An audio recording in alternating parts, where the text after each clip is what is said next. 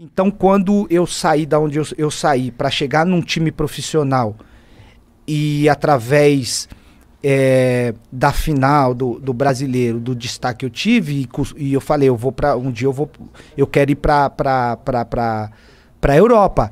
E quando eu for para a Europa, eu quero jogar num time grande. Quando eu chego no Real Madrid, eu percebo que eu não chego preparado, e quando eu saio, eu falo, eu tive isso muito claro, que o legal de quando as coisas na nossa vida não dá certo é a gente reconhecer que não deu certo porque a gente não está preparado. E esse reconhecimento eu tive. Isso que eu falo, aprende, né? Porque normalmente... Isso me trouxe aprendizado. A gente vê de fora que, tipo, pô, às vezes o cara é um puta fenômeno aqui no Brasil, chega com um puta nome, mas lá na Europa é outra coisa. Eu acho que é outro tipo de treinamento, é outro tipo de tudo. E se você, por exemplo, o seu ego falasse mais alto, tipo, lógico que eu tô preparado pra jogar, talvez você não tinha trilhado essa trajetória bonita em clubes grandes, com certeza. Sabe? O maior exemplo, de repente, que pode ser citado no que você mencionou é o Gabigol.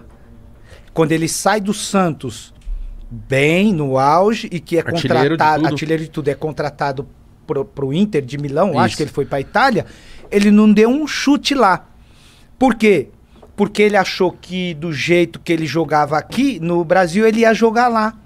Sendo que lá, se ele não mudasse a mentalidade dele, ele não ia entender a forma que o futebol exige, a forma que o treinador cobra. Então, como aqui ele taticamente, ele metia gol pra caramba, se destacava nesse sentido, mas lá eles não olham só isso, ele olha a disciplina tática, o lado comportamental do atleta dentro do clube. Eles te analisam em vários aspectos. E ele foi pra lá, mas não foi preparado com a mentalidade dele de cumprir função dentro do time. E isso dificultou muito ele achar o espaço. Aí ele sai da Inter de Milão e vai para um outro time que, se eu não me engano, foi o Benfica, tentar jogar lá. Não jogou também. Olha, né, mano? Não jogou também. Aí volta. E ele não é um mau jogador, ele é foda. Ele hoje, na atualidade, pra mim, é o atacante principal do futebol brasileiro. A maior prova é que ele voltou pra seleção, convocado, e tem muita chance de, quem sabe, próximo ano ou alguns anos, voltar pra Europa. Só que quando ele voltar pra Europa, de novo, ele já vai voltar com a mentalidade sabendo que os erros que ele cometeu, ou não ter ido, ou não ter se adaptado, ou ter o reconhecimento do que ele não conseguiu fazer na primeira saída, quando ele sair de novo, voltar, ele já vai ligar a chave de novo, falando aqueles erros que eu cometi Inter de Milão, e acho que deve ter sido o Benfica, eu não posso cometer nesse meu próximo clube. Não, da hora isso, mas às vezes você não sei se isso existe, mas quando o brasileiro vai para outro time, não existe meio que um boicote, tipo, não, deixa ele sentado. Quando o cara chega como uma estrela no time, ou como uma promessa, e às vezes parece que o treinador, alguém fala, não, deixa de molho. Existe isso? Não existe não. Até porque quando o brasileiro chega para jogar nesses clubes, ele é muito bem analisado, né? Ele não é contratado somente pelo diretor. Com certeza, a imagem dos jogos dele, né? E as informações que o clube busca do atleta antes de contratar, o respaldo tem que vir do treinador. Então o treinador participa, vê os jogos e dá o aval. Não, esse jogador é um jogador que está dentro do perfil, é um jogador que eu quero contar dentro do meu plantel. Boicote, de repente, eu poderia dizer que acontece, não sei se esse seria a pronúncia ou o nome de boicote, mas em muitos lugares ou muitos clubes, o brasileiro ele acaba não sendo assim muito bem visto na questão de que ele chega para roubar o lugar de um europeu. De um europeu, entendeu? Então, quando eu vivi isso na pele quando eu tive a transferência do Leverkusen para o Bayern de Munique.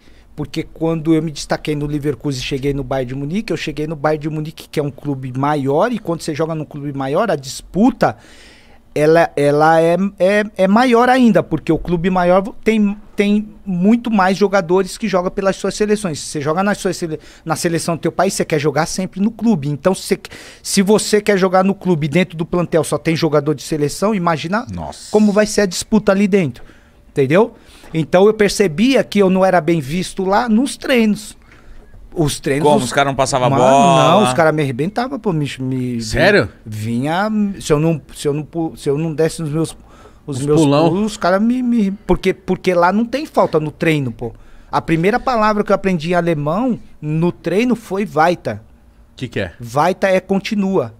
Então, quando eu cheguei no Leverkusen, lá na minha época já fazia joguinho reduzido, tipo 4 contra 4, 2 contra 2, 1 contra 1. Eu sempre fui muito leve e eu não era forte que nem eles, mas eu era veloz, eu era ágil, eu era habilidoso. Então, quando eu ia por 1 contra 1, 2 contra 2, ou ia por um confronto, a minha característica sempre foi o drible. Então, eu tinha vantagem porque era a minha característica, só que eu enfrentava só monstro, cara forte. Então os caras vinham pra me arrebentar. E quando eles me achavam, eles me davam no meio. E eu parava e ficava esperando a falta. E o treinador falava, não, como, vai. Tá, vai. E aí eu, depois... Vai tomar no seu... Depois do treino, eu pegava o intérprete, ia lá na sala do treinador e falava...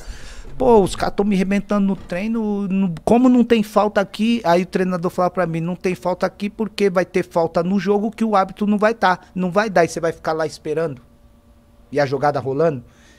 Então, outra mentalidade. Vai vendo, é outra parada. Então vai vendo, eu tô estimulando isso em você pra quando chegar no jogo, você não ficar lá sentado esperando o fato e o jogo comendo. Então toma porrada aqui, sabe que no jogo você vai tomar porrada também, levanta e vai. Vai. Você consegue falar isso? Vai.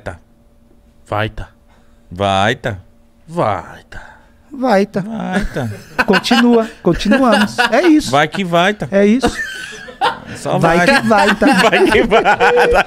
Quem eram os caras desse time, Zé? Você levou pro Bayern de coração, Munique? você acertou também depois. O quê? Você não dava umas também? Uma chegadinha de leve? A bica na canela. Um cotovelinho nos que chegavam, eu via que vinha disputar a posição comigo, os que chegavam depois, que vinha disputar que eu sabia que ia ser, que jogava na minha posição no Eis gegen Eis, que era o 1 contra 1, eu sempre torcia pra pegar o cara, aí o pau quebrava ali. Eu sabia que não tinha falta mesmo, e aí eu chegava no meio dele. Eu tenho outra curiosidade, quando você chega num time novo, como que é um time? Ele é dividido em grupinhos, lá, tem uns grupos dos palhacinhos, os sérios, os casados, os solteiros, é assim. Lá no Leverkusen era dividido nacionalidade. Ficava mais o grupo dos alemão, o grupo dos croatas e o grupo dos brasileiros, sul-americanos, porque a gente tinha o Diego, que era argentino, tinha eu brasileiro, o Paulo Rink, o Emerson, e depois chegou o Robson Ponte. Então, a gente até pela cultura, né? Então, fica. Mas todos se davam bem? Não, todos se davam bem. E tem muitos clubes na Europa que para não ficar com panelinha, você precisa ter um bom treinador que saiba administrar o vestiário, porque senão fica só panelinha. E quando fica panelinha, aí você não tem um time que unido, que pensa no grupo, pensa na panelinha. Por exemplo, na minha panelinha eu sou croata, na minha panelinha eu tenho um zagueiro, tenho um atacante, e se o cara não joga, eu vou ficar de biquinho virado.